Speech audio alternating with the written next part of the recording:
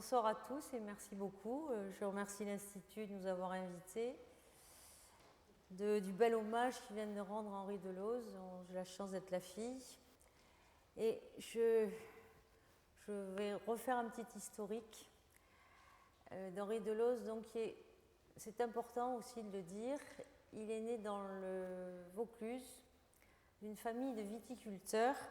Et son grand-père, déjà, devait avoir un esprit industriel, puisqu'avec deux autres viticulteurs, c'est eux qui ont fondé la cave coopérative de Kéran. Et Henri Deleuze, très brillant, il a été benjamin de sa promotion aux arts et métiers, ingénieur à 20 ans. Il fait son service à Madagascar, et là, il découvre la plongée. Et un caractère passionné, il intègre l'équipe Cousteau pendant 3 ans. Et puis, Henri Deleuze rentre à ce moment-là aux Grands Travaux de Marseille et vit une vie d'expatriation. Et il restera aux Grands Travaux de Marseille jusqu'en 61 à diriger tous les plus grands chantiers sous-marins faits par les Grands Travaux de Marseille, notamment le tunnel sous-marin de la Havane, le tunnel autoroutier de la Havane. Et encore maintenant, Castro l'appelle El hombre del túnel.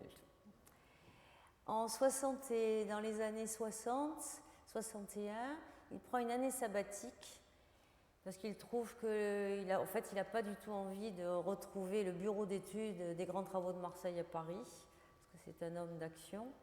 Et il est invité par le State Department américain à passer son master de géologie sous-marine à Berkeley. Il est invité également au Scripps.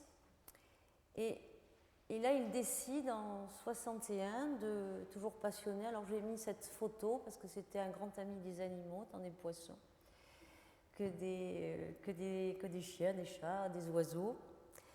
Et voilà. Et il décide en 61 de fonder sa compagnie, la Comex, et il pensait à ce moment-là, avec quelques autres ingénieurs, être expert de tous les grands travaux sous-marins qui étaient la plupart du temps portuaires et fluviaux à cette époque-là. Et en quittant les Grands Travaux de Marseille, il rentre au CNRS, où le CNRS lui confie la création et la direction du laboratoire des bathyscaphes. Et pendant 5 ans, c'était un homme, d'abord il ne travaillait pas, il disait toujours qu'il s'amusait follement. Il a mené de front et la Comex, vous allez voir tout ce qu'on a pu, c'était fou tout ce qui a été fait. Et en même temps, il a fait 5 campagnes à bord de l'Archimède, le bathyscaphe, 2 au Japon, à Madère, en Grèce, en Atlantique. Et il a mené de front donc ces 2 activités. Et au tout début, Comex était donc des travaux portuaires, fluviaux. Son premier chantier, il était osé, ça a été le poste du pipe Endurance. Et il a eu le marché en disant « no cure, no pay ». Si j'y arrive pas, vous ne me payez pas. Si je ne fais pas ça dans les temps, et bien sûr, il est arrivé. Et surtout, Comex a réalisé à Saigon, c'est un gros chantier, la pose de toute l'adduction du pipeline d'adduction d'eau de Saigon. Et grâce à ces premiers chiffres d'affaires, ça lui permet tout de suite d'investir dans Comex et alors voilà, pardon, je ne suis pas allée assez vite dans mes photos. Là, pendant qu'il mène, là, c'est le bathyscaphe Archimède, où d'un côté, il est avec son grand ami, le commandant Wilm de la Marine nationale. Et en même temps, donc, à ce moment-là, dans ces années 60, la plongée n'excédait pas 60 mètres de profondeur. Et les pétroliers s'intéressent au pétrole en mer. Mais comment faire pour porter assistance au forage dit offshore, c'est-à-dire en pleine mer, quand les techniques et la physiologie que l'on connaissait ne permettent pas de dépasser 60 mètres.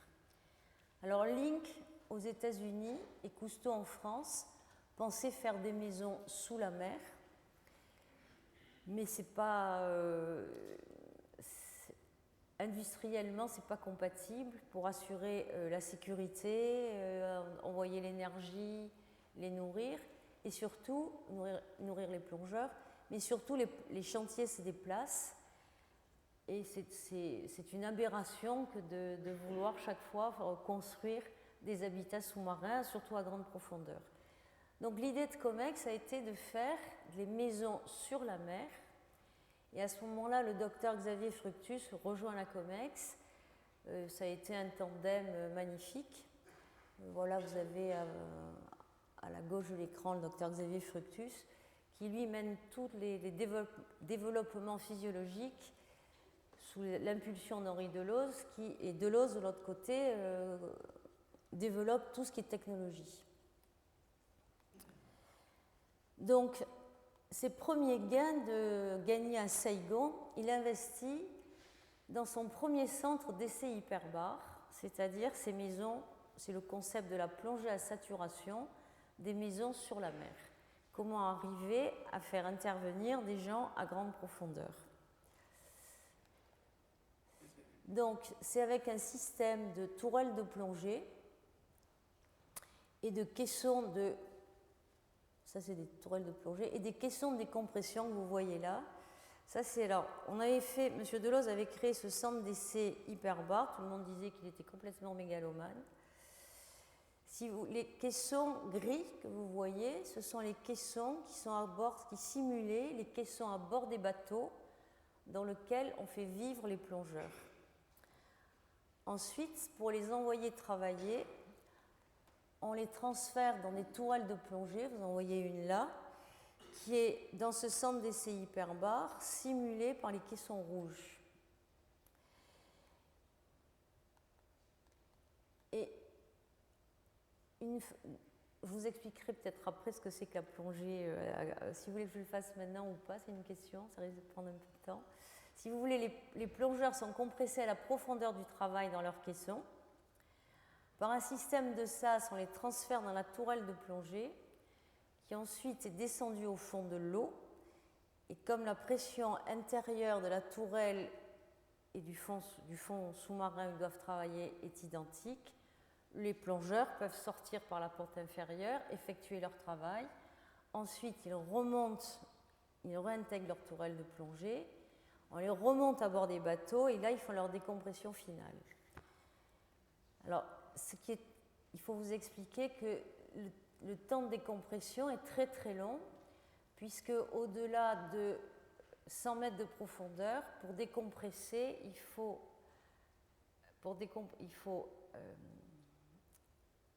comment ? Voilà, c'est ça. Il faut 1 jour pour 30 mètres. C'est-à-dire que lorsque des hommes travaillent à 200 mètres de profondeur, ils vont devoir décompresser pendant 7 jours dans leur caisson. Donc il a fallu à ce moment-là trouver tous les bons mélanges gazeux et surtout les bonnes tables de décompression. Oui, madame a l'air... oui. En fait, un plongeur, quand il travaille à 200 mètres de fond, est beaucoup plus isolé et loin du monde qu'un astronaute qui est sur la Lune, puisque lui, il mettra que 2-3 jours pour revenir sur Terre. Et tout le temps où le plongeur est en stade de décompression, c'est impossible d'ouvrir les portes du caisson, parce que son corps est saturé en gaz. Donc, avant d'envoyer les hommes à la mer, toutes ces plongées ont été faites en simulation dans ces caissons. Et M. Deleuze lui-même était le premier cobaye. Parce qu'il était, avant d'envoyer ses plongeurs, c'est lui qui a fait toutes les premières plongées d'essai. Là, vous le voyez avec le Dr. Ralph Brower, un Américain. Il fait une plongée dans les séries Physalie, où on développe la plongée à l'hélium jusqu'à moins 335 mètres. Et en même temps, il fallait, pendant qu'on développait tous ces programmes de recherche physiologique, il y avait la construction d'équipements à mettre à bord des navires, puisqu'il fallait intervenir pour les pétroliers. Imaginez tout ce que l'on doit faire sur une tête de puits à terre, il faut le faire au fond de l'eau. Donc, et ça assure la sécurité de la tête de puits. Il y a aussi la surveillance des pipelines, la soudure des pipelines. Et COMEX, en même temps, il fallait également former les plongeurs. Et le plongeur en saturation n'a rien de comparable avec un plongeur dit sportif, comme la plongée que vous connaissez. Et en fait, on embauchait plutôt des ouvriers qualifiés, des soudeurs, des mécaniciens, des fraiseurs, à qui on apprenait la plongée à saturation. Ça, c'est le deuxième. Voilà. Ensuite, on déménage et on arrive, là, on investit des endroits beaucoup plus grands et on crée d'autres caissons dont vous en voyez là l'hydrosphère en bas. C'est des énormes chambres où on fait tant d'entraînement pour les plongeurs que pour de la soudure hyperbare. Parce que le plus compliqué, dans la soudure de pipeline, c'est la soudure. Quand vous la faites sous eau, dites la soudure humide, elle est bien entendu pas solide, les pipelines ont des diamètres énormes, donc il faut la faire dans des chambres sèches, dans des habitats hyperbares. Et je suis désolée, mais j'ai un problème dans mes diapositives, mais c'est pas bien grave, ça a un peu sauté. Donc il a fallu avoir toute la technologie pour arriver à mettre au point des équipements qui permettaient de soulever ces pipelines, de leur mettre des chambres, les enserrer par des chambres qui englobaient le pipe. À ce moment-là, on chassait l'eau de façon à pouvoir venir clamper une tourelle, faire passer de la tourelle dans ces habitats hyperbares qui ont serré le pipeline, de façon à ce que les plongeurs fassent de la soudure. Et donc, nous avons développé donc, cette grande hydrosphère que vous voyez blanche. C'était à l'intérieur de laquelle on faisait l'entraînement de tous ces plongeurs soudeurs qui vivaient pendant ce temps dans les caissons rouges que vous voyez à côté. Et puis également, on a aussi construit des grands bassins d'essai de façon à mettre plus facilement à l'eau tous nos premiers engins. Et donc de 1963, début du premier centre d'essai hyperbare, jusqu'en 1969, plus de 400 plongées d'essai ont été faites ainsi. Et en 69, c'était en fait, on devait faire une plongée d'essai et les urgences du monde pétrolier nous conduisent en fait à la réaliser en réel et d'intervenir sur une tête de puits au Canada, dans la baie d'Hudson, avec une température de moins 2 degrés par 180 mètres de profondeur.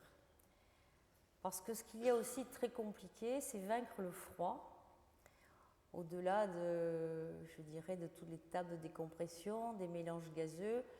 Quand vous travaillez dans une eau qui fait moins de 2 degrés, eh bien c'est impossible d'avoir une bonne dextérité dans vos doigts, etc. Et là, COMEX a été pionnier, puisque les Américains pensaient, ils butaient quand même sur... alors, nous, avec COMEX, on a commencé à travailler sur des scaphandres, des combinaisons à circuit électrique, mais ce n'était pas très bien au niveau articulation du bout des doigts. Donc là, on a pris la méthode américaine qui était la circulation d'eau chaude. Et là où on a fait un très gros bond en avant, c'est de penser à réchauffer les mélanges gazeux.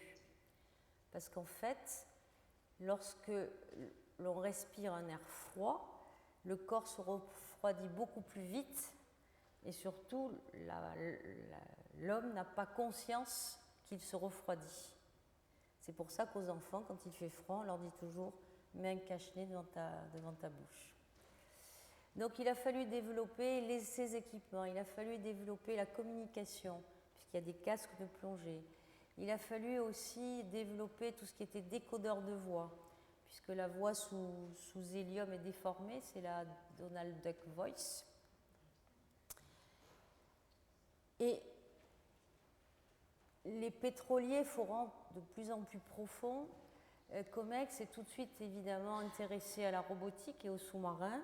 Et là, ça a été aussi une aventure pionnière. Et dès les années 70, Comex construisait ses premiers sous-marins civils. Alors là, c'est le Total Sub. Ça a été en fait un sous-marin dit humide, puisque le plongeur n'était pas en pression atmosphérique, mais en milieu aqueux. C'était pour inspecter plus rapidement des têtes de puits. Et pendant ce temps, Comex continue à travailler beaucoup en Afrique, au Congo, installe des pipes et toujours en même temps continue toutes ses expériences en physiologie pour cette course à la profondeur que faisaient les pétroliers. Et donc en 70, c'est l'expérience Janus 2 où l'on travaille, on fait des démonstrations de travail à 253 mètres de profondeur. Puis, donc la période des sous-marins, en 73, c'est le sous-marin Néré, qui est suivi, Comex, on a dû construire plus de 20 sous-marins différents. En 75, ce sera le Moana 3, qui a servi beaucoup pour l'inspection de pipes en mer du Nord, mais aussi pour récolter du corail au Vietnam et en Chine. En 76, là, ce sont les premières...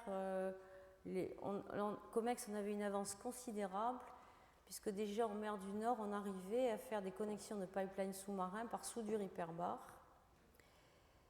Et en même temps, les pétroliers voulaient inspecter, ils pensaient que le pétrole allait être encore de plus en plus profond. Les sous-marins n'existaient pas encore à cette époque aussi profonds et on leur avait proposé d'aller faire ces inspections et de pouvoir intervenir avec des tourelles de plongée, qui celles-ci allaient jusqu'à 1000 mètres de profondeur, armées, dotées de bras manipulateurs. La voilà à bord, voilà cette même tourelle à bord avant d'être mise à l'eau. Et puis, sur les gros bateaux, les gros navires, les navires de plongée deviennent de plus en plus gros. Les pétroliers forent de plus en plus profond. Dans les années 77, ils forent déjà à 300 mètres de profondeur. Et là, vous voyez les schémas des installations de caissons que l'on installait à bord de ces DSV. Alors, c'était des bateaux de forme classique, ou alors, comme vous voyez, des semi-submersibles qui donnaient beaucoup plus de stabilité que les bateaux traditionnels. Là, vous voyez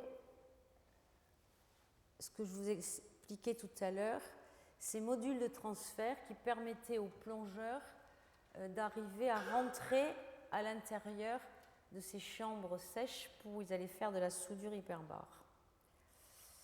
Et pendant ce temps, on continue la course au travail plus profond dans nos plongées d'essai. Et là, en 1977, avec Janus 4, sous hélium, les plongeurs font des démonstrations de travail à 477 mètres.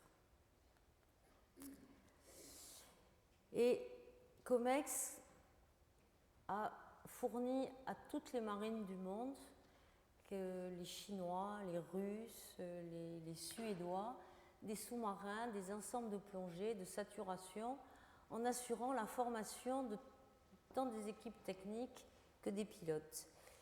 Là, c'est un sous-marin déjà très en avance pour son époque.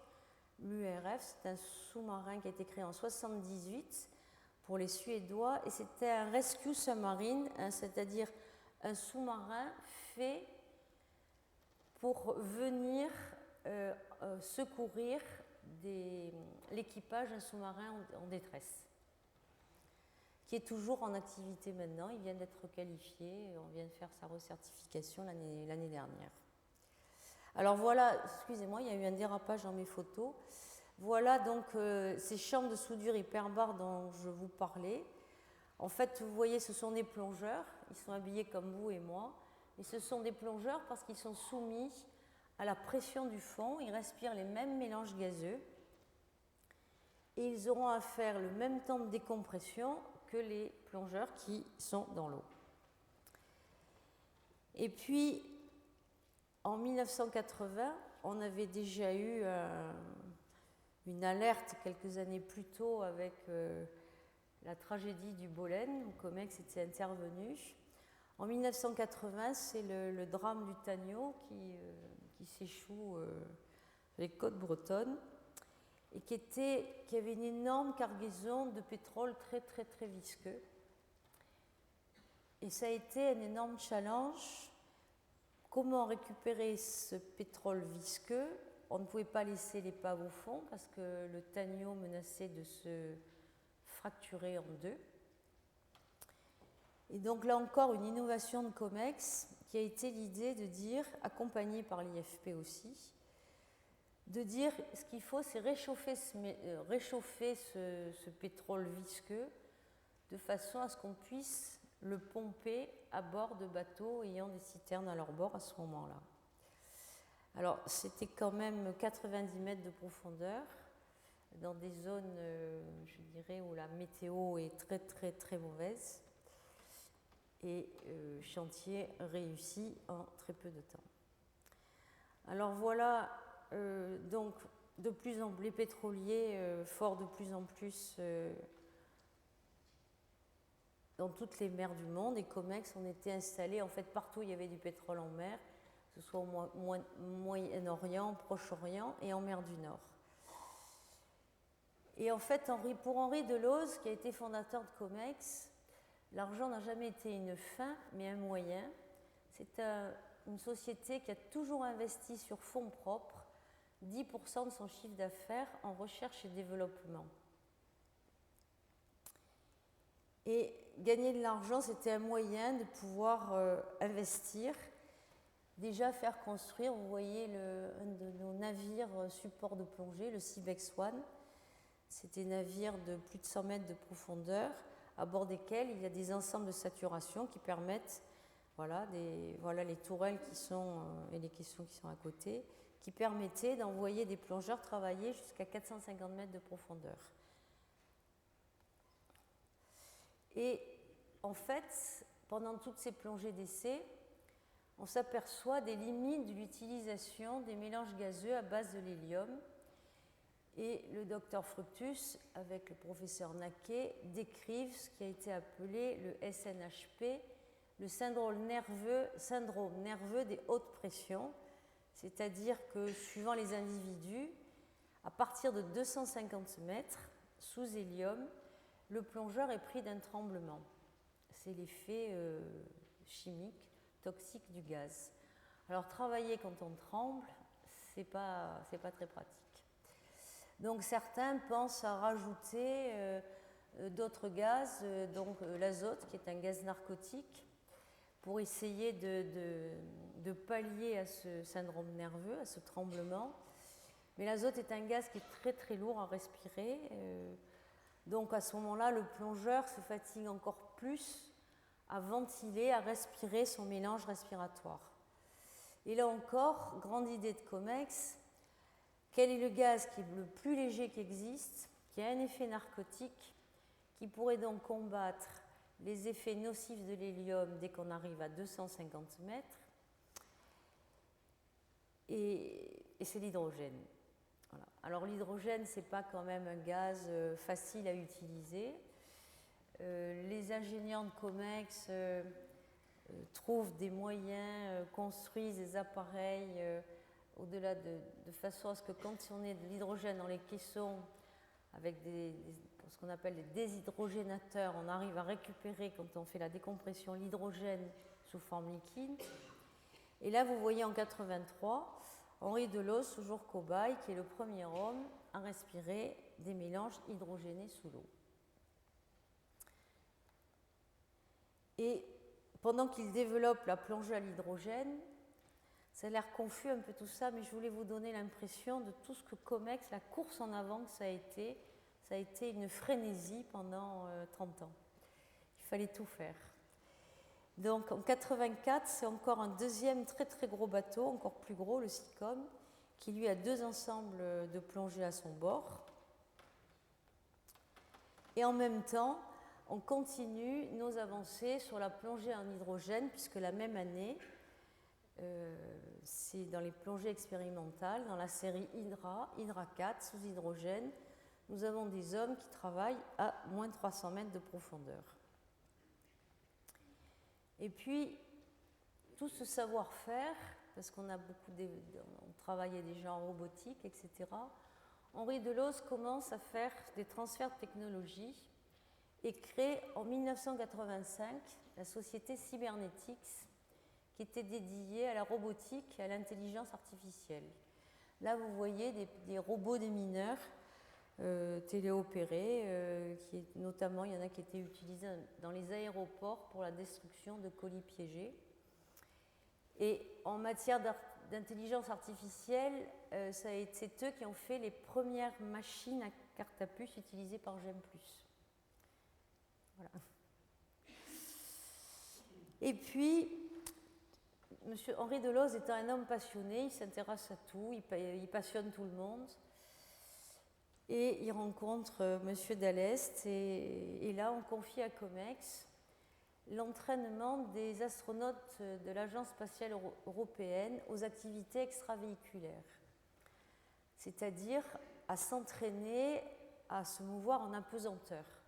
Parce qu'il y a deux moyens pour cela, soit au cours de vols paraboliques à bord d'avion, mais ce moment d'apesanteur est très très court, c'est en haut de chaque parabole, soit sous l'eau en étant correct,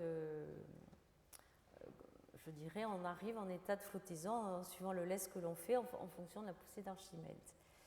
Et là, l'idée de COMEX, parce que l'ESA, en fait, l'ESA n'était pas encore allé dans l'espace et n'avait pas de scaphandre spatial. Les Américains et les Russes entraînaient avec leurs anciens scaphandres. Et il y avait deux problèmes. Un, le scaphandre était très cher.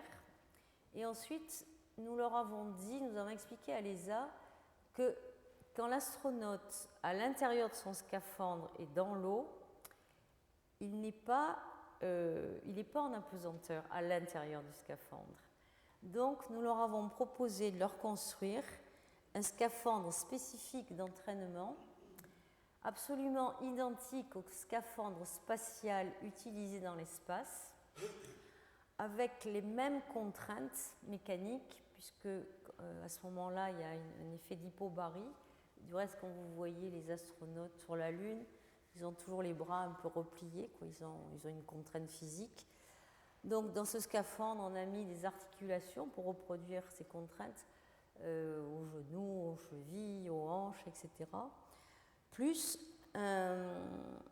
parce que le plongeur, l'astronaute à ce moment-là était également humide à l'intérieur.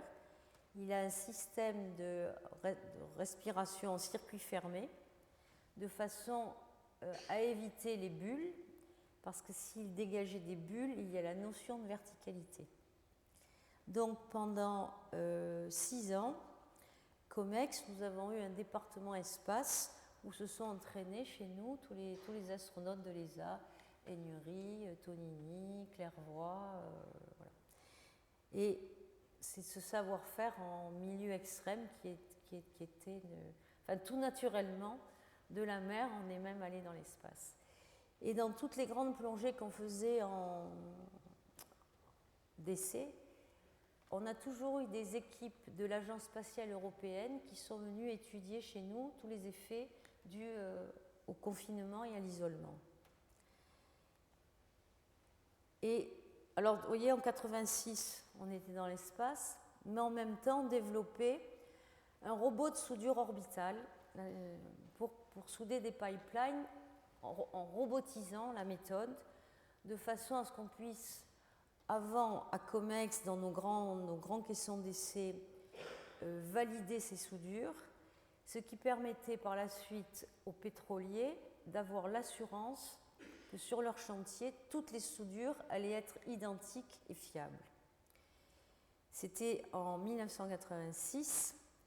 Nous avons vendu la filiale pétrolière en 1992. Nous en étions à étudier la version numéro 2 de ce robot de soudure. Nous sommes en 2012 et les pétroliers utilisent toujours cette même version. Voilà, on peut dire que Comex, je crois que la gloire de Comex et tout son savoir-faire vient de tout ce R&D qui a été fait, et que Henri Deleuze était un entrepreneur, un patron entrepreneur qui mettait la main à la pâte, un cobaye, et qui n'avait pas l'esprit financier. Voilà. Et en 87, c'est la grande aventure du Saga qu'on partage avec l'Ifremer. En fait, le Saga, c'est l'ancienne coque de l'Argironette. C'était une idée qui émanait de Cousteau. C'est un sous-marin qui est fait en deux parties. Une partie sous-marin classique, pression atmosphérique, et l'autre partie qui est un habitat hyperbare. L'idée étant de pouvoir envoyer, quelles que soient les conditions météo, des plongeurs au travail, et éventuellement même de passer sous la calotte polaire. Le projet de l'Argironette du commandant Cousteau s'est arrêté parce qu'en fait, il n'avait pas trouvé les moyens de donner une puissance énergétique assez importante pour que le sous-marin puisse effectuer ses missions. Et la grande idée Comex a été d'utiliser les moteurs Stirling à combustion d'oxygène liquide. Et donc c'est un programme qui a été développé avec l'Ifremer, programme qui a été arrêté dans les années 92 par changement un peu de stratégie de l'Ifremer. Et Comex, seule à ce moment-là, bien qu'elle investisse toujours en R&D, ne pouvait pas consacrer encore trop d'argent. Parce qu'il faut savoir que le Saga, à moitié-moitié, ça a quand même été un développement qui a coûté 180 millions de francs. Donc sur fonds propres de Comex, 90 millions de francs. Je ne sais pas si vous avez beaucoup de sociétés qui osent investir autant d'argent en R&D. Et en 88, toujours dans notre physiologie, toujours la course au grand fond, on fait la démonstration, mais vraiment en pleine mer, une plongée d'essai, à bord d'un navire équipé spécifiquement pour cela, au large de Marseille, parce que nous avons des fonds très profonds. On a l'opération Hydra 8, où 6 plongeurs vont travailler pendant 6 jours, 6 heures par jour, à moins 531 mètres en utilisant l'hydrogène. C'est un record mondial qui est toujours inégalé. Alors là, vous voyez sur cette photo, je dirais que l'équipement du plongeur est de plus en plus sophistiqué, puisque c'est... Et on continue également en 88, d'un côté toujours la physiologie et de l'autre côté toujours la technologie. Alors là, ce sont des équipements novateurs qui permettent sans avoir à intégrer le hot tapping, c'est une technique qui permet de pouvoir, on a dit que j'avais un petit, de pouvoir faire une connexion de notre pipeline sur un pipeline existant sans avoir à arrêter la production. Sans avoir à arrêter, on peut connecter un autre pipeline tout en laissant, dans le pipeline qui est noir, continuer à laisser circuler le pétrole. C'est des technologies développées chez nous. Parce qu'à Comex, on avait quand même un très très gros bureau d'ingénierie, au-delà des 2000 plongeurs qu'on pouvait avoir répartis dans le monde entier. Nous avions entre 500 et 700 ingénieurs et un énorme bureau d'ingénierie soudure. Et alors là, Comex, toujours Comex, en 89, un transfert de technologie, un véritable transfert de technologie. Nous créons Comex nucléaire. Parce que là, je dirais, Comex, c'était à tout problème posé par les pétroliers, il y avait la conception, la construction et la mise en service. Et là, dans une centrale nucléaire, à l'intérieur de la cuve d'un réacteur, un robot s'était cassé. Soit il fallait arrêter toute la centrale, soit arriver à faire intervenir un homme pour dégager tous ces débris. Et c'était quand même dans une atmosphère de 150 degrés, une atmosphère d'azote, donc irrespirable. Et COMEX, nous avons mis au point donc, ce scaphandre que vous voyez, qui a permis donc, de nettoyer, d'enlever les morceaux de robots, etc. Et surtout, quand je dis un vrai transfert de technologie, le premier travail que nous avons eu, qu'on nous a confié, ça a été l'étude du remplacement des cannes chauffantes des pressuriseurs. Et ça a été étude qui a été gagnée, nous avons eu la réalisation, le travail à faire, et ça a été fait grâce à la miniaturisation de notre robot de soudure orbitale TOR qu'on avait pour les pipelines. En le miniaturisant, on est arrivé à rentrer à l'intérieur des cannes chauffantes, à les découper par l'intérieur. Voilà. Et tout ça, toutes ces filiales ont été créées au départ par des anciens personnels. Voilà cette soudure en 89, la même année que la création de COMEX nucléaire. Voilà à quoi ressemblaient nos robots de soudure orbitale quand ils étaient sur les pipelines. Donc en miniaturisant cette technologie.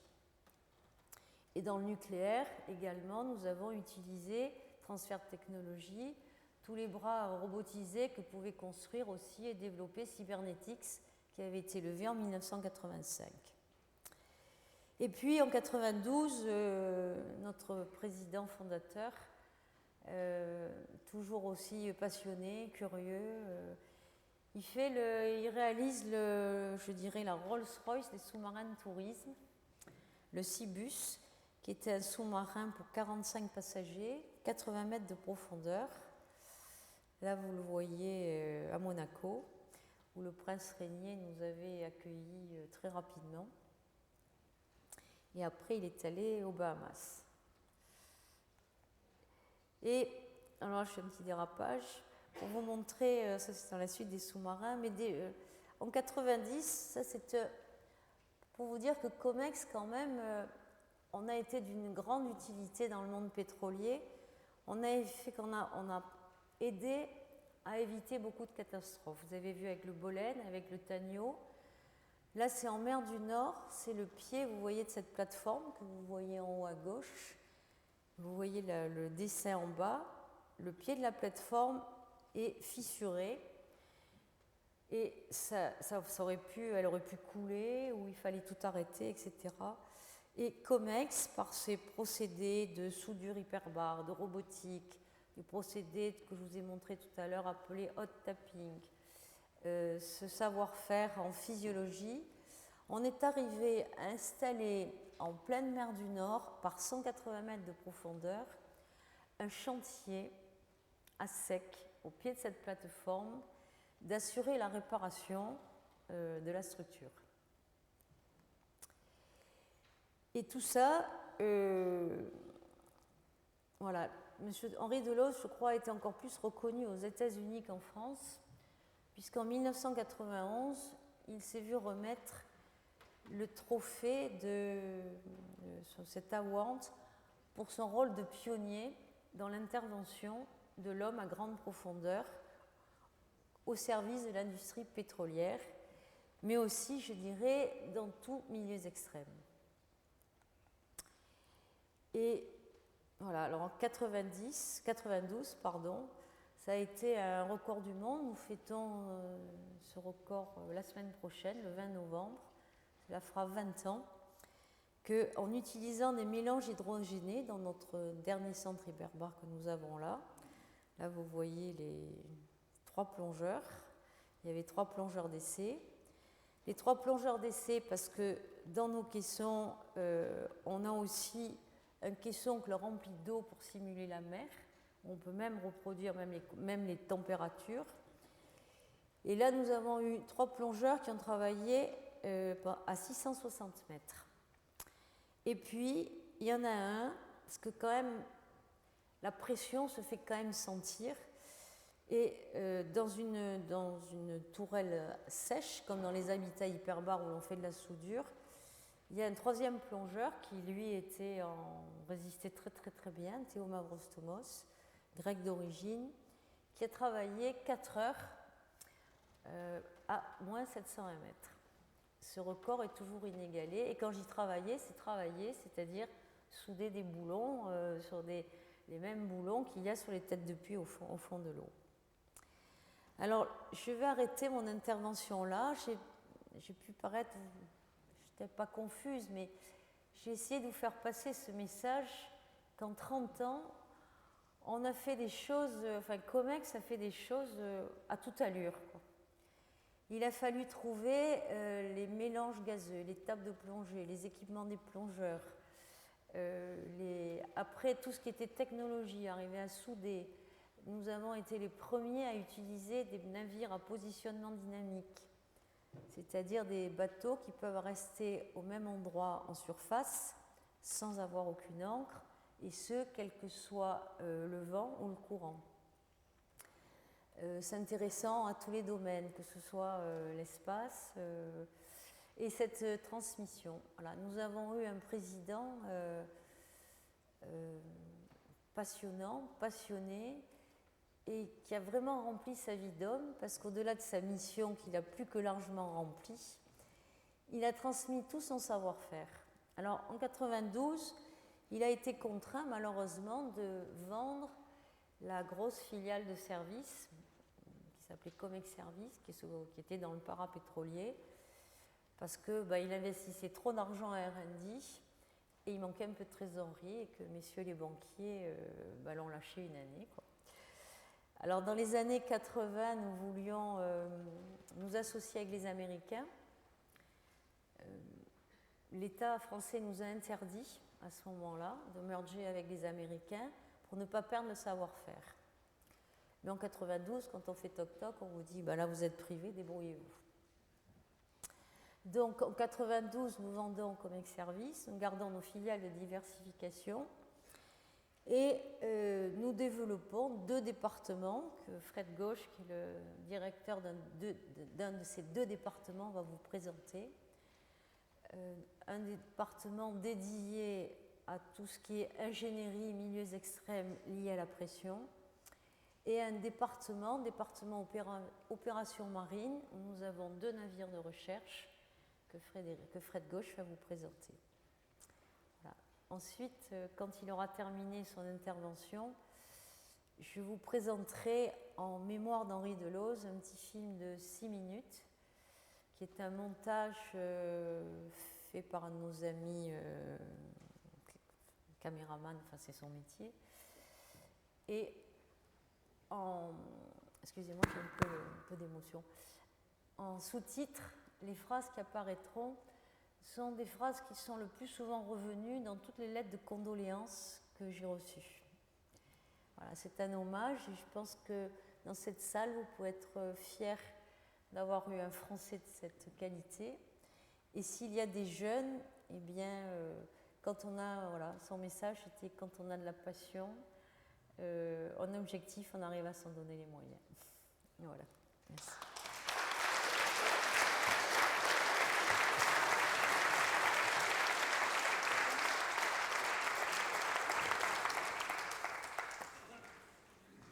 Bonsoir, donc je suis Frédéric Gauche, je suis le directeur des opérations marines à Comex. J'ai commencé dans une filiale du groupe en 99 qui s'appelait Cybernetics, ça fabriquait des engins sous-marins. Et au bout de quelques années, j'en avais assez de fabriquer les engins pour que les autres s'amusent avec. Donc je suis passé aux opérations marines, et c'est là que M. Delauze m'a gentiment accueilli au sein de la société mère, au sein du département marine. Donc merci beaucoup à l'Institut pour cette invitation. Et merci à vous d'être là ce soir. Donc je vais vous présenter la Comex de 92, non, pas de 92, la Comex de 2012. On va aller directement au but, au travers des opérations marines que je dirige et du département engineering, ingénierie en milieu extrême pour être précis, que dirige mon collègue, mais que je suis de près. Donc Comex en 2012, c'est devenu une PME, mais bon, une PME d'excellence, une PME de luxe, on a quand même 2 bateaux de 10 millions d'euros, qu'on fait naviguer sur toutes les mers du monde. On est moins de 50 salariés et on arrive à travailler avec les anciennes filiales du groupe ou des sociétés créées par d'anciens... Bien reçu. Donc on arrive à travailler en réseau avec beaucoup d'anciens de la COMEX et des anciennes filiales. Donc on n'est que 50 dans la société, mais on est des centaines en fait à mettre nos forces en commun au travers de différents projets. Donc je vais commencer par les opérations marines en vous décrivant un peu les moyens qu'on a et les travaux qu'on effectue avec, en privilégiant un petit peu l'aspect océanographique, puisqu'on est quand même à l'Institut. Donc la flotte de la COMEX aujourd'hui, c'est au travers de ce tableau de Michael Johnson, qui est un ami de la famille, 2 navires à positionnement dynamique, que sont le Minibex à gauche et le Janus à droite, équipés d'engins sous-marins tels que des sous-marins ou des robots téléopérés. Donc cette flotte, on la retrouve là en réel. Ce jour-là, on faisait plonger Monsieur le ministre de l'Environnement, Jean-Louis Borloo, dans le cadre d'un contrat avec l'Agence des aires marines de l'exploration des canyons de Méditerranée, et on avait fait une journée communication dans le canyon de Cassidène, qui est au large de Marseille et qui est très riche en biodiversité. Donc, petit schéma de notre flotte, avec, en partant de la vedette et des plongeurs jusqu'à 60-100 mètres, en passant par le Minibex avec son ROV 1000 mètres et un sous-marin qui peut aller jusqu'à 610 mètres, jusqu'au Janus qui va lui jusqu'à plus de 2500 mètres de fond pour tout ce qui est exploration, manutention, collecte sur le fond, prélèvement. Donc on a quand même une flotte de petits navires, puisque ces bateaux font 30 mètres pour les deux, mais avec un ratio taille de navire, profondeur qui est à peu près inégalé, parce qu'on arrive à plus de presque 3000 mètres de fond avec un bateau de 30 mètres de longueur. Donc quelques images pour montrer nos navires et nos équipements. Donc le navire Minibex, qui a 25 ans aujourd'hui, qui a été construit sur concept COMEX par un chantier basé à la Seine-sur-Mer, et qui est un navire qui a été construit autour de nos outils en fait. On a pris le sous-marin, on a pris les robots, on a pris les sonars, on a pris les caissons hyperbares, les équipements de plongée, on a mis tout ça et on a construit un bateau autour. Donc ça sera le même concept qu'on retrouvera sur le Janus, même s'il a un peu moins d'âge. Donc ce bateau a 25 ans, on s'en sert pour des travaux aussi divers que les travaux militaires, scientifiques, que pour faire du cinéma, de l'archéologie ou encore du salvage, de la recherche de boîtes noires ou autres aéronefs perdus. Donc là, on retrouve le Minibex sur un travail sur la source de la Mortola, un projet qui avait été initié avec Géocéan, dans lequel nous avions des participations, pour le captage d'eau douce au fond de la mer. Donc le réseau de bouées, vous pouvez voir en bas de la photo, c'est le haut d'un riser qui va aller collecter sur le fond de l'eau douce qui est en résurgence naturelle. Donc c'est des projets qui sont compliqués parce que l'eau douce, l'eau fait ce qu'elle veut comme d'habitude, et qu'au travers des reliefs karstiques, elle ressort par des résurgences un jour et puis l'autre jour elle ne ressort plus, elle est à côté. Donc c'est des problèmes assez compliqués, mais c'est un espoir pour beaucoup de pays, dont les pays qui ont des problèmes d'eau. Donc là, le Minibex en opération en revenant de Corse, par une très belle mer, un beau jour de soleil.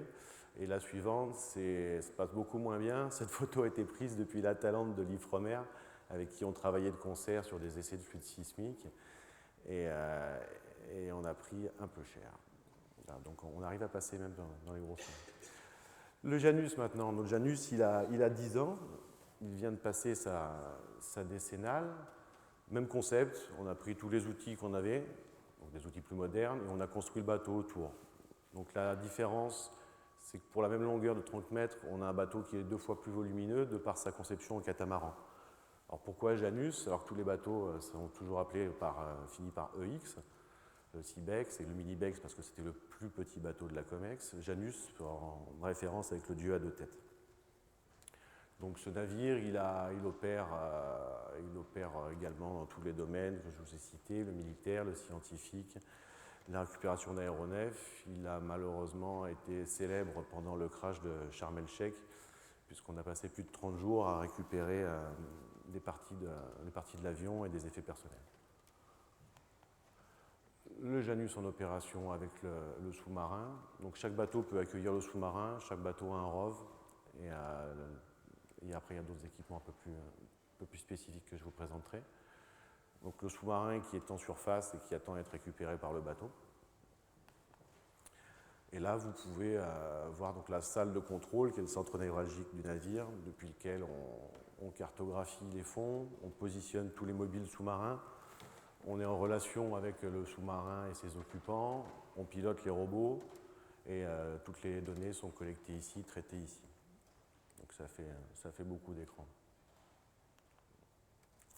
Les équipements qui sont à bord de nos navires, donc il y a les équipements de type robot, donc les ROV. Donc ROV, ça veut dire Remote Operated Vehicle en anglais. Les Anglais ont encore gagné sur cette appellation. Donc des ROV, on a un ROV 1000 mètres sur chaque navire et on a un ROV 2500 mètres qu'on met à poste sur le Janus quand on en a besoin. Donc ces robots, donc on voit le robot, il est en haut à gauche, là. Il est dans un garage.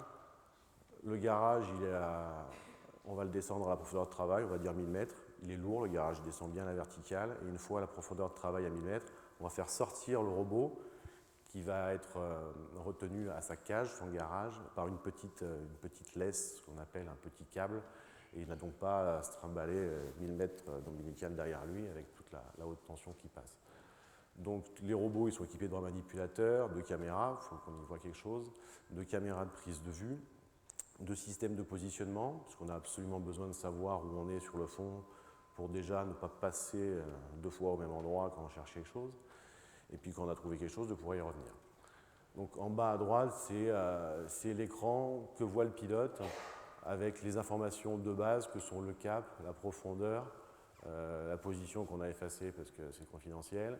Et là, on est par exemple sur une récupération de vecteurs militaires, vecteurs d'essai. En haut à droite, la salle de contrôle où on retrouve le pilote, le copilote et le client ou le scientifique qui va nous guider dans notre travail. Donc un peu plus profond, donc qui a été mis au point, là, qui a fait ses premières brasses profondes l'année dernière, à 2664 mètres, et qui maintenant est agréé sur Janus. Donc c'est notre robot Apache, avec lequel on part en opération à plus de 2700 mètres le mois prochain.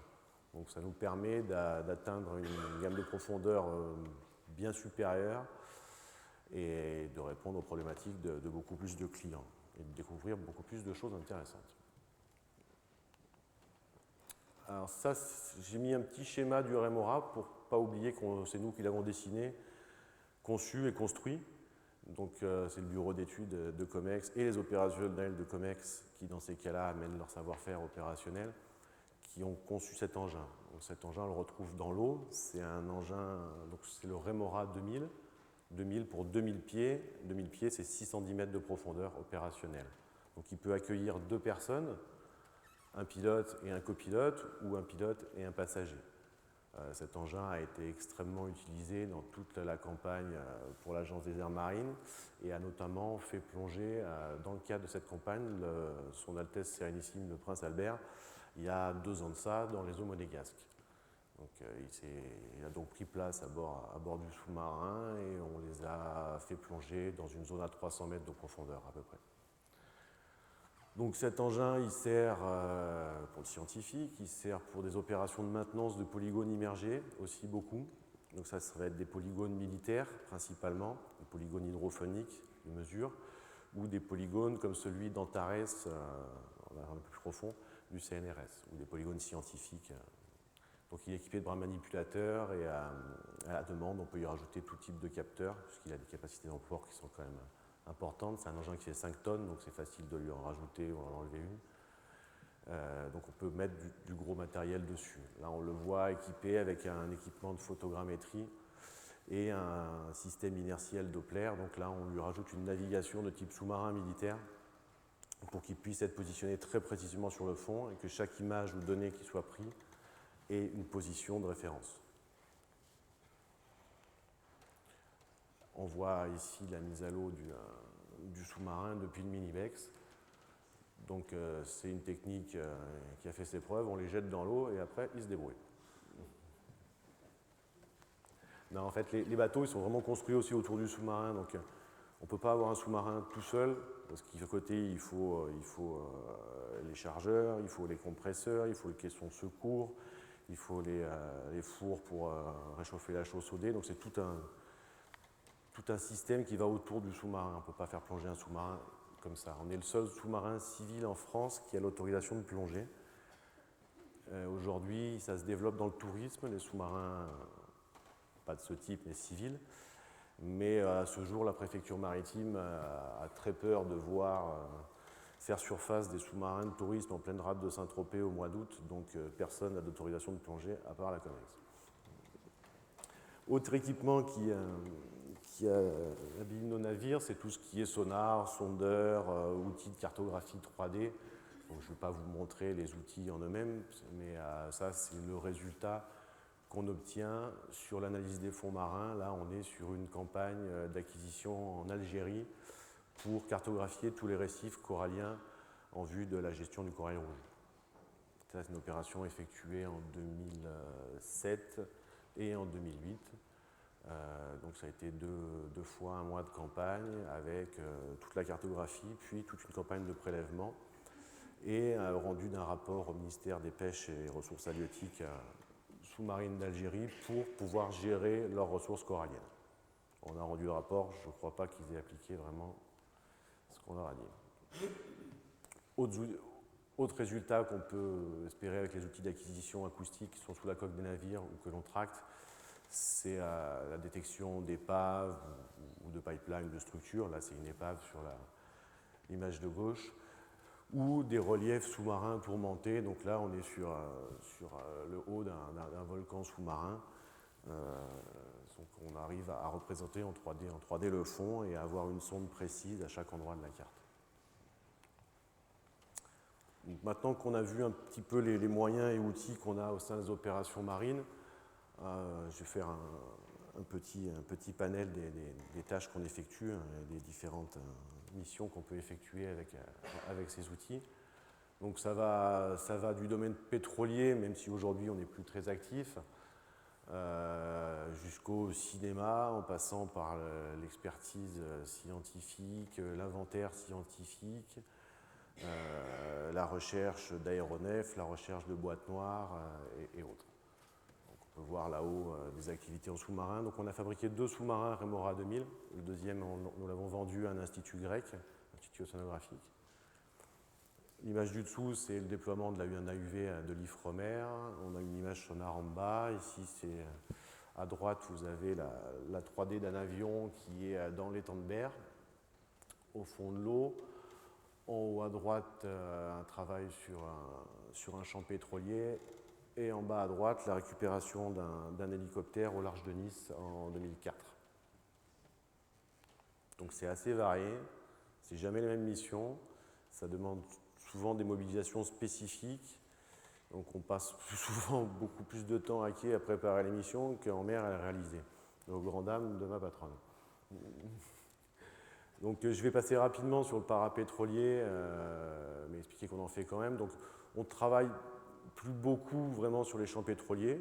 On s'est spécialisé dans des niches maintenant. Par contre, on fait énormément d'essais pour les parapétroliers, des essais de nouveaux équipements qu'ils ont besoin de valider.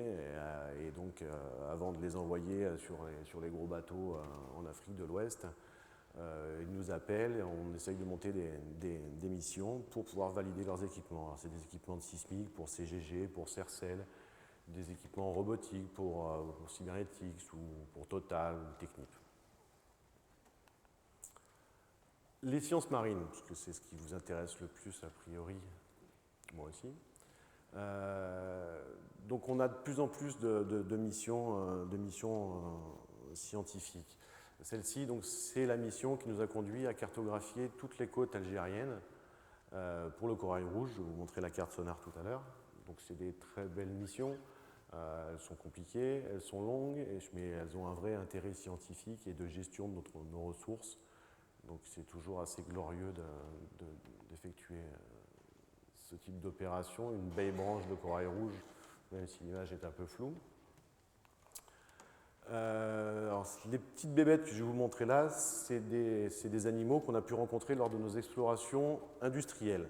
On n'était pas encore à cette époque-là à la recherche de faire un inventaire, de cartographier les poissons comme on le fait maintenant, mais ça nous a permis, au fur et à mesure de missions où on était en train de suivre un pipeline, un câble, inspecter une tête de puits, de voir des choses assez étonnantes et que les scientifiques nous envient. Donc en haut à gauche, devant la tête de puits numéro E6, on voit le numéro, ce drôle de truc est un hélico Cranchia.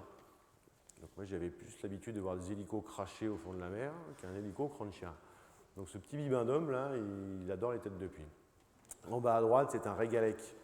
Un régalec, c'est des poissons qui peuvent atteindre plusieurs dizaines de mètres de long et qui ont la capacité de pouvoir se couper en petits morceaux au fur et à mesure qu'ils n'ont plus besoin de partie de leur corps. Je crois qu'il y a un gros programme sur le régalec qui est en train de se monter avec des documentaires associés. Donc celui-là était le long d'une ligne hydrophonique d'un polygone militaire par 258 mètres de fond. Là, on est sur un beau requin alors qu'on est en train de chercher un hélicoptère au large de Tenerife. Donc, la proximité du requin indique qu'on n'est pas loin de l'épave. C'est un bon indice. En bas, une chimère lors d'un suivi de câble et en haut à gauche, devant une tête de puits, encore des, je ne sais plus comment elle s'appelle. Donc, pour vous montrer en quelques clics, on arrive même en suivant un pipeline à faire des expertises, des inventaires scientifiques. Donc, on travaille avec beaucoup de gens, dont le COM, le Centre océanographique de Marseille. Donc, à chaque fois qu'on revient dans une mission où on n'était pas censé chercher les poissons, on les filme quand même, on leur envoie toutes les données, ça leur permet de faire avancer un petit peu leur expertise. Donc, vraiment un but scientifique qui nous a occupé pendant plus de 2 ans, c'est la quête du corail blanc, du corail froid, qui est l'espèce emblématique qui habite les canyons de Méditerranée et qu'on a inventorié donc des canyons allant de la frontière espagnole à la frontière italienne ainsi que de toute la côte occidentale corse. Donc ça nous a occupé pendant 150 jours de mer, quand même ici on voit donc la carte des canyons de Méditerranée avec donc toutes les boîtes par boîte, toutes les inspections qu'on a dû faire. Donc ça a été des inventaires à la fois acoustiques pour avoir les reliefs et puis après donc du film pour avoir de façon ordonnée tout l'inventaire des poissons, des coraux, des algues, etc. Donc c'est des travaux qu'on n'effectue pas tout seul, on n'est pas des scientifiques, même si on commence à s'y connaître à force de les écouter. Des missions qu'on fait avec des scientifiques, des spécialistes de l'éponge, des spécialistes des coraux, des spécialistes des poissons. Donc ça fait beaucoup de gens à bord de nos navires et des missions vraiment très, très, très riches. Là encore, une mission d'acquisition scientifique et d'inventaire. On est devant la porte chez nous, puisqu'on est dans les calanques de Marseille. C'est un inventaire Natura 2000 qui a été initié par le ministère également et que nous avons fait également en partenariat avec le COM d'Andon.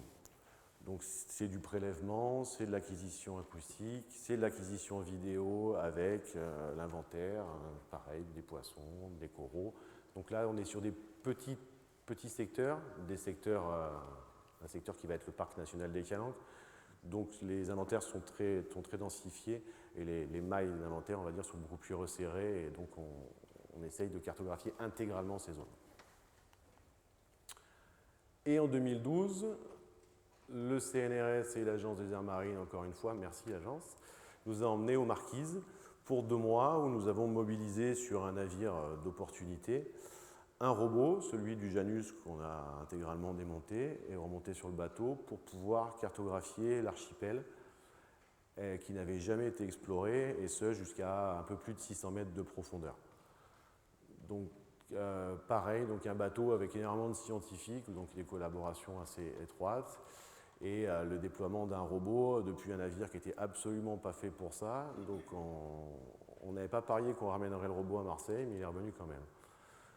Donc quelques photos pour imager la richesse de ces eaux. Le problème, c'est que comme je n'étais pas à cette mission, je suis incapable de vous dire le nom de ces poissons, mais ils sont beaux. Donc là, on est à 500-600 mètres de fond. Le navire sur lequel avait été interfacé le robot, donc sur l'arrière, on a fait parvenir à Papette, lieu de mobilisation, le treuil, le portique, le robot, l'hydraulique et tout ce qui va avec pour pouvoir le déployer depuis l'arrière de ce bateau qui n'était pas du tout conçu pour ça, pour la simple et bonne raison qu'il n'est déjà pas à positionnement dynamique et qui passe son temps à bouger, et le capitaine a essayé de le ramener à l'endroit, donc c'est un peu rock'n'roll. Le capitaine était très bon. Voilà un peu les images qu'on a pu ramener. C'est sympa aussi.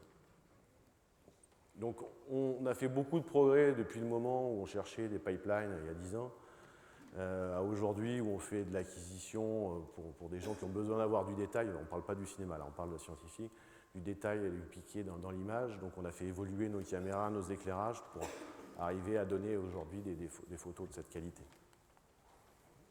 Et encore quelques acquisitions faites lors de la campagne Marquise.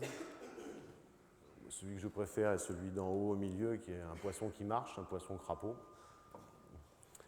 Les autres espèces ont été, pour la moitié de celles-là, déclarées inconnues par les scientifiques. Et en bas à gauche, donc là c'est la démonstration d'un prélèvement qu'on fait de corail blanc à la demande des scientifiques, avec le bras manipulateur du robot. Donc le robot va aller détacher les prélèvements à faire, et puis les met dans un panier pour le remonter à la surface. Fin de domaine scientifique, on va passer un petit peu à l'archéologie. Alors ça, c'est pas nous qui l'avons trouvé, ça c'est le Titanic.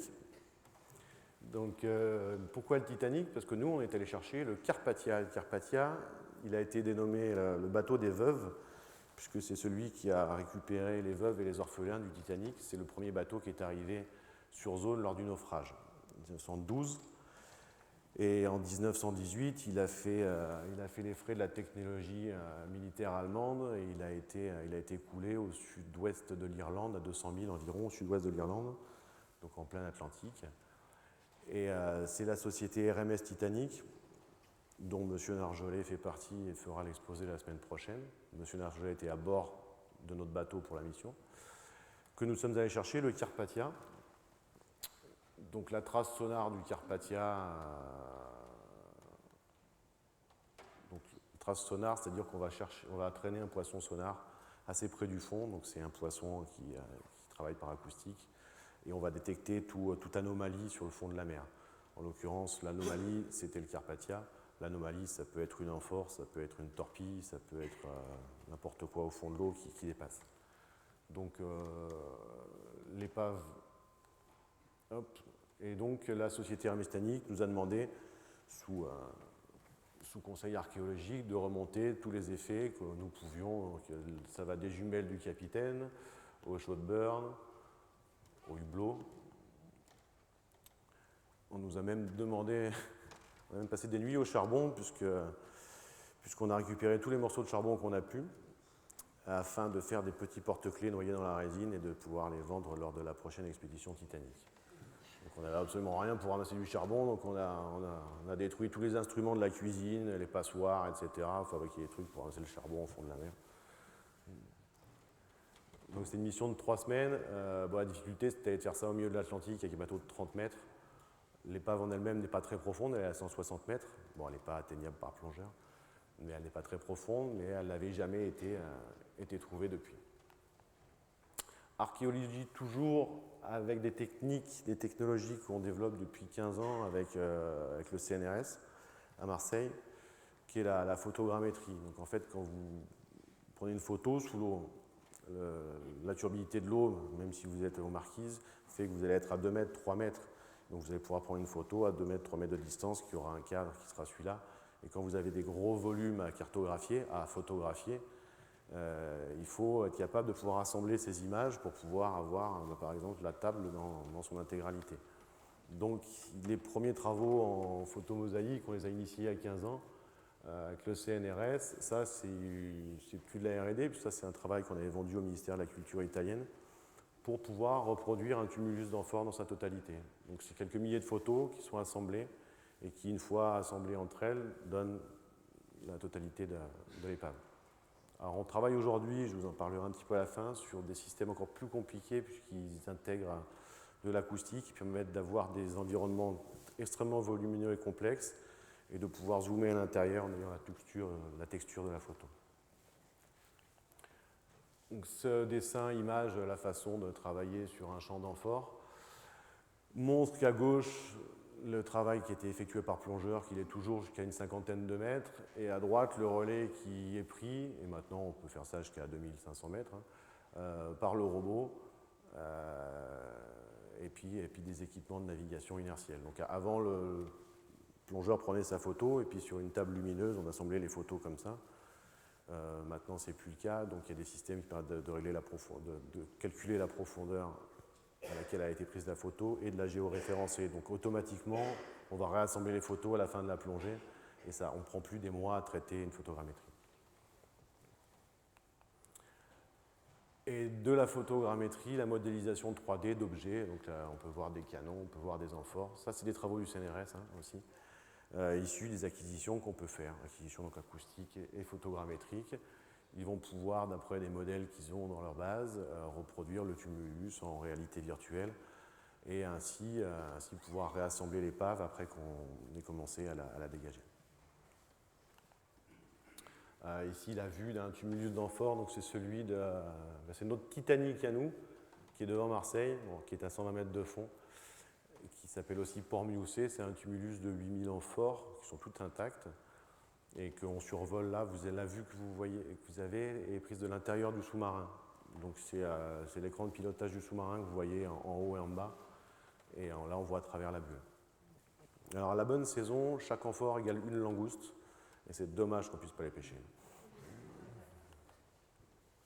Un petit clin d'œil sur nos activités défense, salvage, pour que vous sachiez qu'on le fait, même si ce n'est pas le lieu pour trop en parler. Donc tout ce qui est mise à l'eau, récupération de vecteurs militaires, profonds ou pas, d'hélicoptères, de missiles. Et ici, une procédure de récupération d'un vecteur militaire qui est issue de la procédure qu'on a mise au point pour récupérer les canons en archéologie. Militaire encore, donc assistance à tout ce qui est sous-marin de la Marine nationale. Là, on est en baie de Douarnenez sur cette photo et on est en train de finir 1 an d'accompagnement du sous-marin Scorpène que vous voyez là-dessous, construit par la France et vendu à la Malaisie.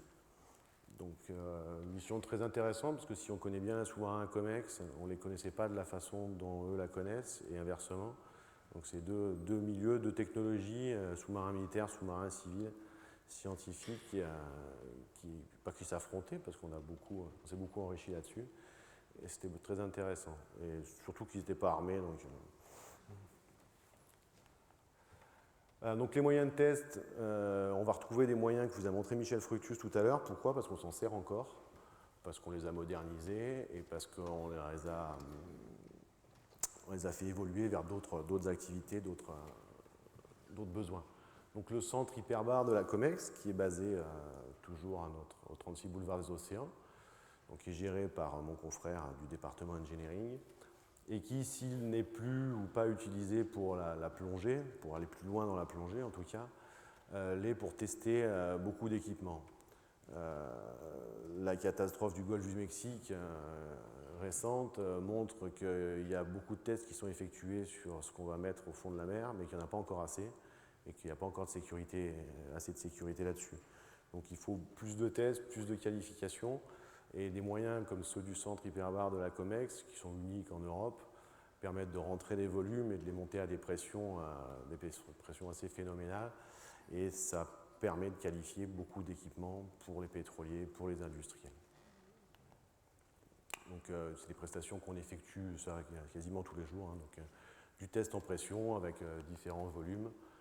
Et là, on atteint des profondeurs de 4000 mètres, donc c'est une sphère qui supporte 400 bars de pression interne. On l'a volée à Cousteau à l'époque, elle avait servi à tester la bulle de la soucoupe Siana, qu'on a tous pu voir dans les reportages de Cousteau. Donc, la bulle de la soucoupe, pour être qualifiée pour pouvoir embarquer du personnel, avait été testée d'abord en pression dans cette sphère qui pèse 40 tonnes. C'est une sphère qu'on utilise toujours aujourd'hui, c'est un matériel unique en Europe. Donc qui est beaucoup convoité. Et c'est un essai qui servent toujours, qui servent pour les tests industriels, qui servent beaucoup à nos petits cousins de COMEX nucléaire, parce que le puits central qui fait 10 mètres de profondeur a les dimensions d'une piscine de réacteur, donc ça leur permet de valider tout leur système. Ça sert à beaucoup d'industriels pour tester des winches, etc. Et ça sert aussi pour faire du cinéma, puisque là, on est sur le film Transporteur, et on met une Audi W8 dans l'eau, il n'y avait pas de moteur, heureusement, avec l'acteur Jason Statham à l'intérieur. Alors dans le film, c'est la scène où il tombe du pont et il rentre dans l'eau, en fait, il tombe du pont roulant de la Comex. Alors en cinéma, on a fait Le Grand Bleu aussi dans cette piscine, on avait fait des films comme Grand Nord, ça sert beaucoup pour des tournages, en fait elle est très grande, elle est très profonde, il y a un pont roulant dessus, il n'y a pas d'enfant qui nage la brasse au milieu, donc bon, c'est quand même assez demandé et c'est une des prestations qu'on effectue assez souvent. Voilà, et l'hydrosphère dont on vous a parlé tout à l'heure, qui avait été conçue pour tout ce qui est entraînement des soudeurs et validation des procédures de soudage, et qui aujourd'hui est plus, repeinte cette année, est plus utilisée en hypobar. Un des dernières opérations dedans a été la simulation de l'Everest. Je ne me trompe pas. La simulation de l'Everest, donc là on va passer en hypobar, quand on sait mettre 400 bars de pression. 400 bars de pression dans une enceinte, on peut lui enlever un bar pour passer de l'atmosphère au vide, c'est pas très dur. Par contre, il n'y a pas d'équipements aujourd'hui qui sont dimensionnés avec suffisamment de volume pour pouvoir le faire. Donc c'est pour ça qu'en simulant le vide, on a pu faire la simulation de l'Everest et qu'on peut faire des choses pour l'espace, qualification d'équipement ou qualification de déploiement de personnel. On retrouve de fait le scaphandre de Gondolfi qui avait été développé il y a quelques années, dont le programme avait été arrêté, et maintenant l'ESA, alors je ne sais pas s'ils ont perdu leurs archives, mais la problématique revient chez eux pour d'autres contraintes en fait.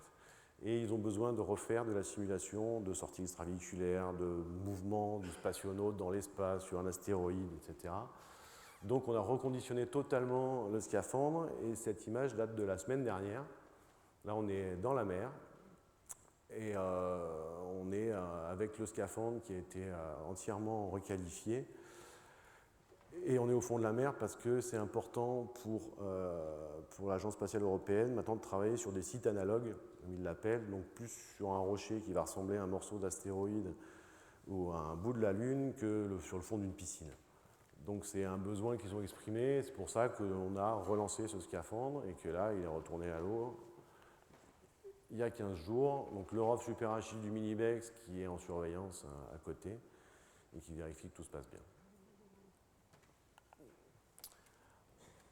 La conception maintenant, pour parler un petit peu de l'engineering à Comex, enfin un petit peu, c'est très important l'engineering à Comex, ça l'a toujours été, ça l'est toujours.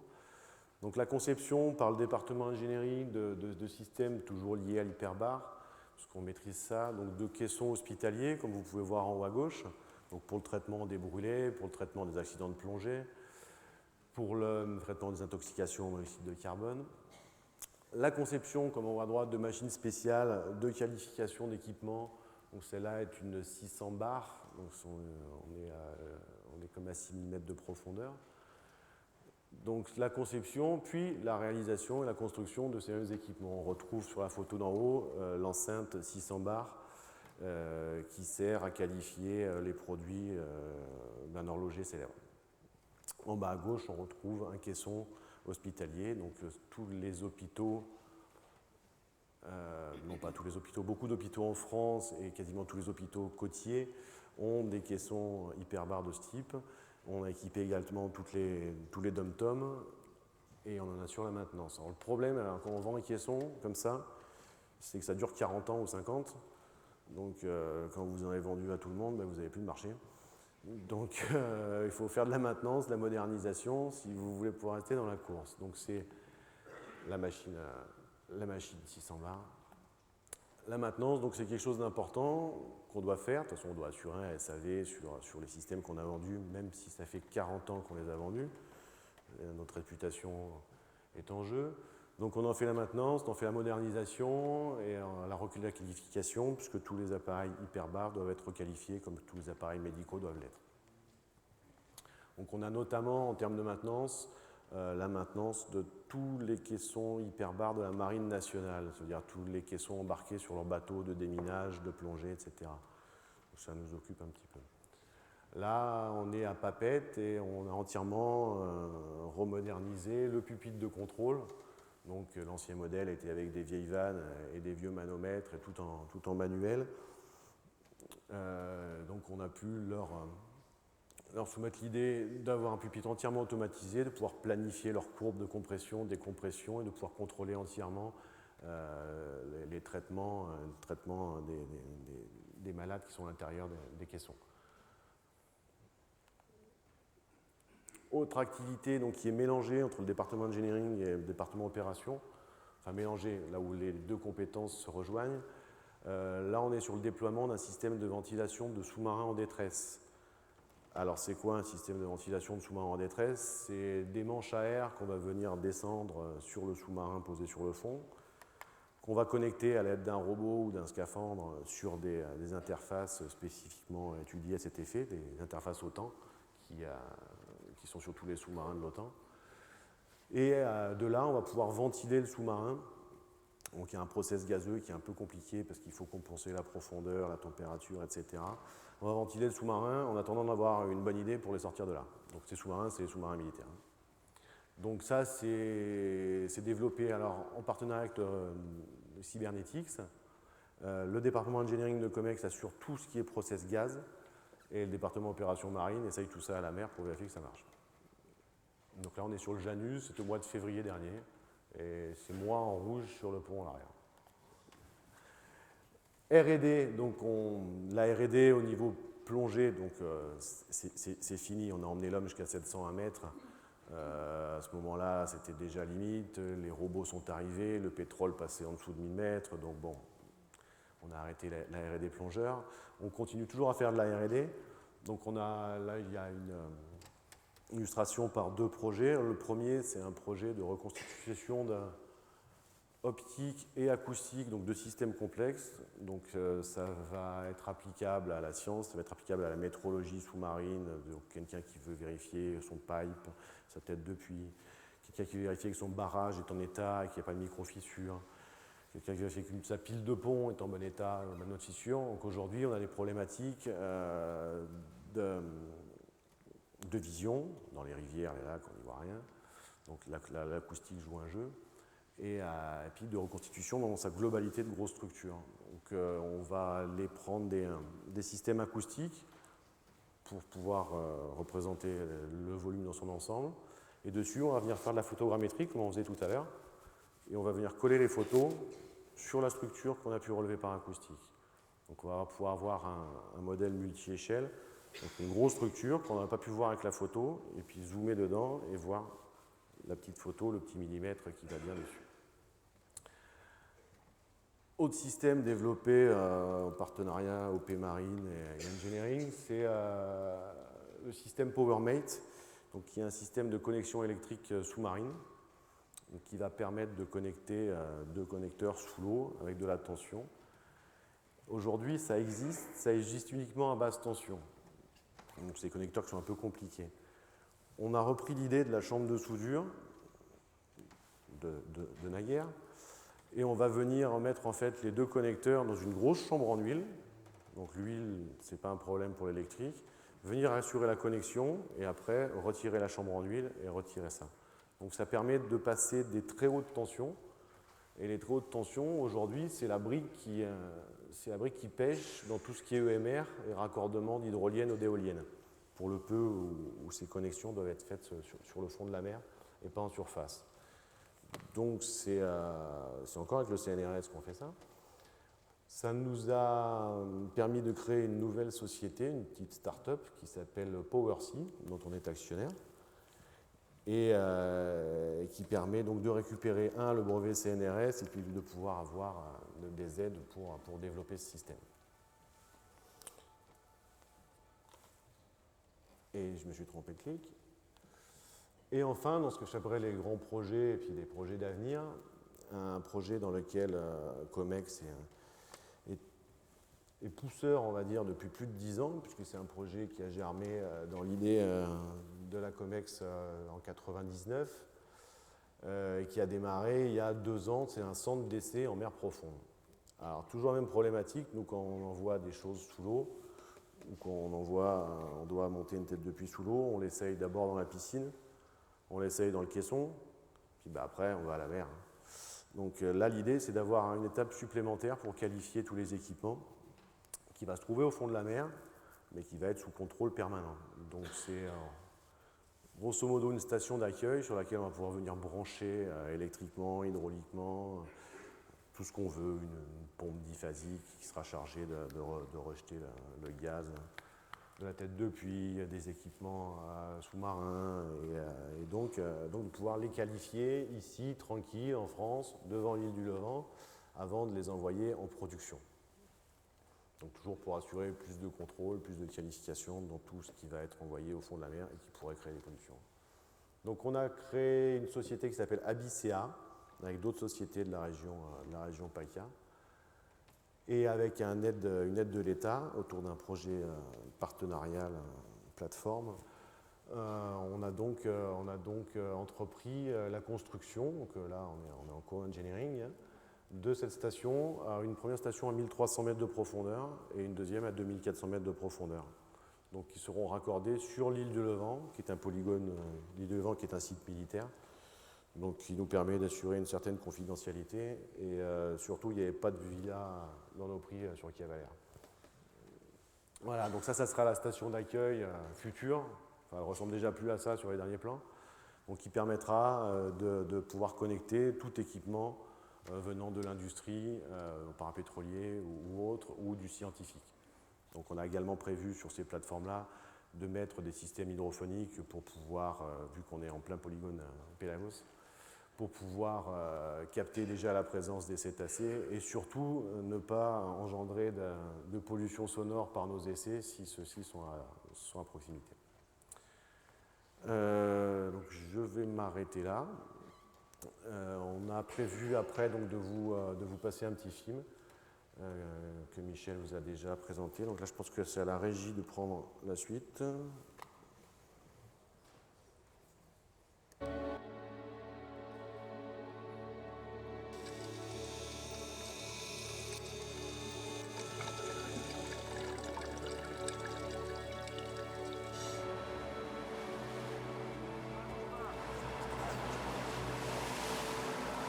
Être passionné par son métier, c'est bien. Faire de sa passion un métier, c'est extraordinaire. C'est le cas de Henri Germain Delauze, qui a consacré sa vie à la plongée professionnelle. Travailler au fond des océans, un objectif difficile comparable à la conquête spatiale. 50 ans de passion, cela méritait bien un surnom. Voici le président.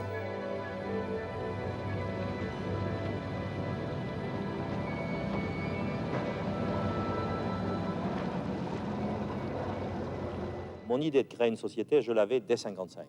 Mais je n'avais pas une vision de ce que deviendrait Comex. Dès 66-67, j'ai fait mes caissons. Et dès 68, je savais qu'on était sur les rails. Dans Comex, on a eu des moments incroyables. Je pense aux années 66-67 à 78, sur 10 ans, expansion presque 2 fois chaque année. C'était vraiment, je ne vais pas non plus me comparer à Napoléon, c'était vraiment la campagne d'Italie. C'était vraiment victoire sur victoire sur victoire. Donc je me suis éclaté. J'ai eu la chance d'avoir autour de moi une équipe avec qui je me suis bien entendu. Je dirais même sans tomber dans la sentimentalité, je crois que j'ai aimé et qui m'a aimé. C'est lui qui est allé à 700 mètres. Henri Delauze est allé très loin. En 40 ans, il a marqué l'histoire de la plongée de sa propre empreinte. Où j'ai trouvé le même plaisir à plonger aujourd'hui, à 67 ans bien sonné, que quand j'avais 19 ou 20 ans à Madagascar. Ce mystère-là, je m'en suis jamais lassé. Ça a été un fil conducteur pour moi dans ma vie, où j'ai trouvé une certaine forme de sérénité. Vas-y, donne coup à descendre. À descendre, donc tu peux y aller.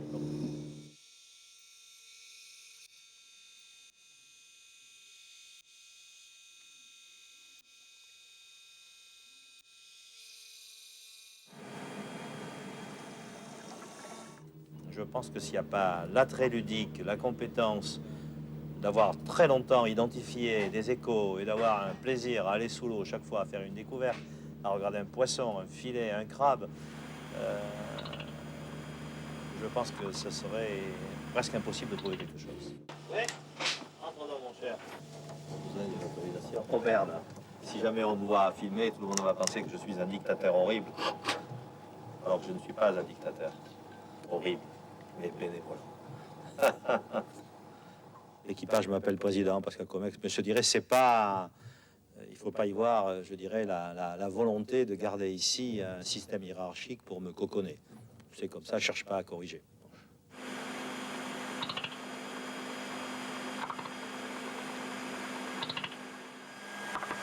Dis-moi, Costas, quelle température tu as dans ton sous-marin?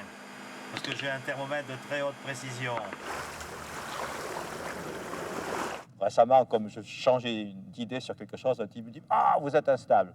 Je lui dis « Comment instable ?» Je lui dis « Je fais le même métier depuis 45 ans, j'ai la même femme depuis 43 ans, la même voiture depuis 15 et la même compagnie depuis 35. Donc je suis même un modèle de stabilité. » On va trouver quelque chose. On va voir le deuxième rocher parce que je ne suis pas sûr qu'on l'ait. Regret, c'est de ne pas avoir un peu plus profité de la vie. De ne pas avoir un peu plus profité de mes gadgets, de ne pas avoir eu un bateau comme ça 10 ans avant. Attention les oreilles, ça va partir. Aïe, aïe, aïe. On voit la bouche. Aïe, ah. Quel goût vous a laissé cette aventure? Un goût merveilleux. Un goût merveilleux. J'ai vraiment pas d'amertume, je dirais, j'ai de la joie. J'ai eu un grand bonheur dans ma vie d'avoir. Je me suis amusé comme un fou. J'ai travaillé comme un fou aussi, hein, attention. Hein, je dirais, amuser, c'est une chose. Mais il ne faut pas s'imaginer que l'entreprise, vous le savez très bien, ça consiste précisément d'aller convaincre un Texan au cours d'un bon déjeuner de vous passer un contrat. Hein. C'est aussi des centaines de traversées de l'Atlantique, de voyages sur Singapour, sur Tokyo, avec le mal au rein en arrivant, la fatigue, les désappointements, les problèmes humains. Je suis un grand admirateur de Saint-Exupéry, avant Le Petit Prince, de l'homme, et nous avons décidé donc pour donner de la clarté et pour donner, je dirais, un adossement irréfutable à cette découverte, nous avons donc décidé de chercher cet avion, sachant que c'est très très difficile, car un avion qui plonge dans l'eau, il est détruit en 50, 100 morceaux, puis là derrière arrivent les chalutiers, non seulement celui de M. Bianco, mais celui de ses collègues, et que par conséquent, très probablement, l'avion est totalement étalé sur le sol.